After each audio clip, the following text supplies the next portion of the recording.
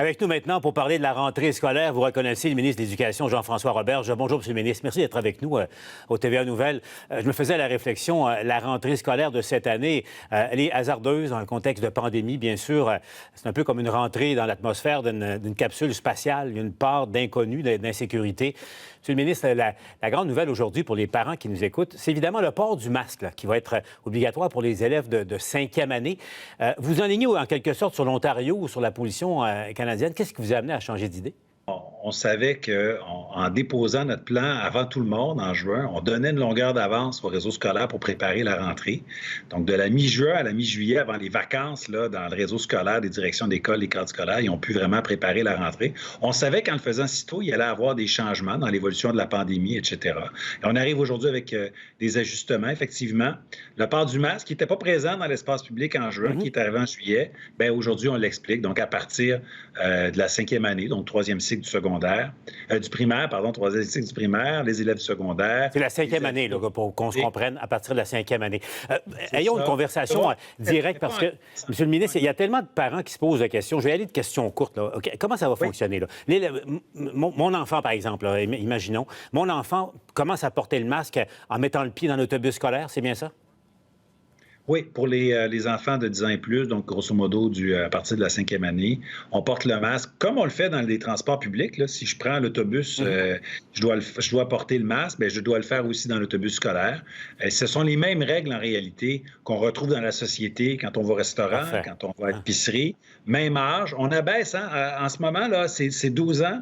Et à partir de dans 2 semaines, à partir du 24 août, on diminue à 10 ans le port du masque dans les lieux publics, les transports publics. Même chose dans les écoles. C'est la cohérence, là, peu importe où on est au Québec, c'est la même chose.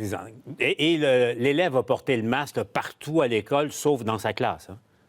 Exactement. Quand on arrive en classe, on peut le retirer. Certains qui sont plus à l'aise peuvent le garder, mais élèves et enseignants ont le droit de le retirer une fois en classe. On mise sur des cellules classe, des groupes classes étanches. Les élèves vont très peu circuler dans l'école, y compris au secondaire, où habituellement au secondaire, les jeunes vont à la case très, très souvent, se promènent d'un local à l'autre. Ce serait des dangers pour la contagion, nous disent les experts de la santé publique. Donc, on restera davantage dans nos classes pour éviter des propagations. Imaginons, pour bien se comprendre, imaginons par exemple qu'un cas éclate dans l'école où va mon enfant. Je suis immédiatement informé, ça va être rapide. L'école continue ses activités malgré tout avec des petites mesures. Mais si un cas éclate dans la classe de mon enfant, il arrive quoi? Bon, d'abord, je suis content que vous le mentionniez. S'il y a un cas à l'école de votre enfant, vous serez avisé. Peu importe si c'est dans la classe de votre enfant ou dans d'autres classes, on joue la carte de la transparence. Tout le monde sera informé, tout le personnel scolaire. Ça ne veut pas dire qu'il faut paniquer. Peut-être que ça sera juste à titre informatif. On va vous dire, bien, surveillez l'apparition de symptômes s'il y en a pas. Si c'est dans la classe de votre enfant, on va vous informer, on va vous dire, surveillez l'apparition de symptômes.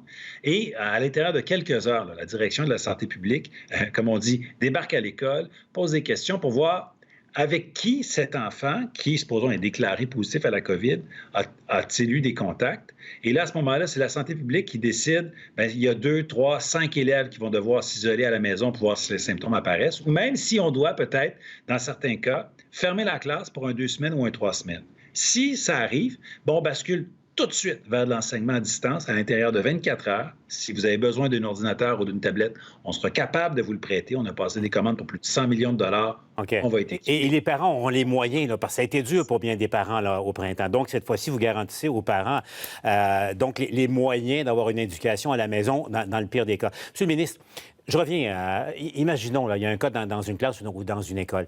Un des problèmes qu'on a eu au Québec, mais partout sur la planète, c'est la lenteur, le temps de réaction qui a été trop long. Dans les écoles, allez-vous être priorisé pour les tests et les résultats de tests également pour pouvoir agir rapidement et non pas que ça prenne 3, 4, 5, 6, 7 jours? Bien, juste vous dire que quand même, on a vécu quelque chose de très positif au printemps. On a réouvert à peu près la moitié des écoles primaires du Québec. Il y a eu très, très peu de propagation et d'éclosion. Ceci dit, le risque existe et vous avez raison de dire que c'est un enjeu. La durée des tests, M. Dubé, qui était au point de presse aujourd'hui, a dit que c'était vraiment son défi, qu'il allait réduire ça au cours des 3 prochaines semaines. La rentrée scolaire des élèves, c'est dans 3 semaines. Et il a même dit qu'il allait travailler sur un corridor de services, donc un accès spécial pour les gens du réseau scolaire. Donc, ce sera mis en place. Donc, on va prêter une attention particulière à ça au cours des prochaines semaines. Autre sujet avant de se laisser, Monsieur le ministre, bon, vous êtes ministre de l'Éducation. On a parlé du contenant, enfin, de l'environnement sanitaire des élèves. Parlons maintenant du volet académique. Vous êtes ministre de l'Éducation. Il y a des élèves, des centaines de milliers d'élèves, Monsieur le ministre, qui ont eu 1 mois et demi de classe de moins que les autres au Québec. Et je vois pas, il n'y a pas de rattrapage dans votre esprit. Il n'y a pas de rattrapage nécessaire à faire, même pour les autres, là, mais particulièrement dans le 4-5-0 et le 5-1-4. Vous avez tout à fait raison de dire qu'il y a une période de consolidation, de rattrapage qui sera nécessaire. Certains élèves n'ont aucun retard, d'autres en auront accumulé et d'autres déjà étaient en difficulté scolaire et ça leur aura fait mal, là, cette période qu'on a vécue cet hiver, ce printemps. Donc, on va arriver très, très bientôt avec des annonces où on va expliquer l'ensemble des ressources supplémentaires, financières et humaines qui vont arriver dans le réseau scolaire, mais il n'y a pas de pensée magique de la part du gouvernement. Là, on ne veut pas en mettre plus sur le dos des enseignants sans les aider. Il y aura un ajout de ressources.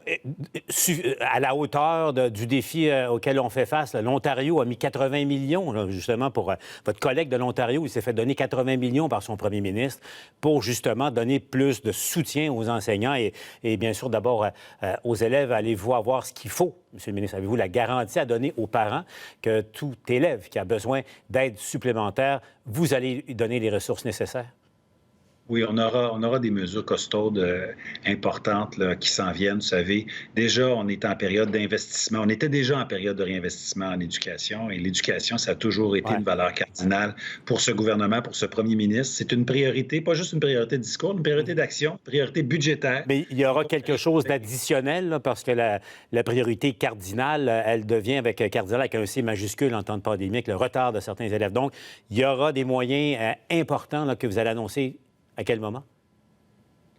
Très bientôt, parce qu'on a des dernières choses à ajuster avec un comité qu'on appelle l'équipe tactique, là, que sont nos partenaires du réseau scolaire avec lesquels on doit s'arrimer. Vous savez, le ministre qui annonce des choses qui n'atterrissent pas dans le réseau, c'est pas intéressant. On travaille avec le réseau. Des fois, ça prend 2 jours de plus avant de faire l'annonce, mais quand on annonce, on sait que ça va percoler, que ça va se rendre dans nos écoles et que tout le monde est partenaire pour que ça se rende jusqu'à nos élèves. Donc ça s'en vient. Aujourd'hui, c'est important de rassurer les gens sur les questions de santé et on arrivera avec des mesures en éducation très, très bientôt. Jean-François Roberge, ministre de l'Éducation. Merci, M. Roberge, d'avoir été avec nous au TVA Nouvelles. Merci. Au revoir.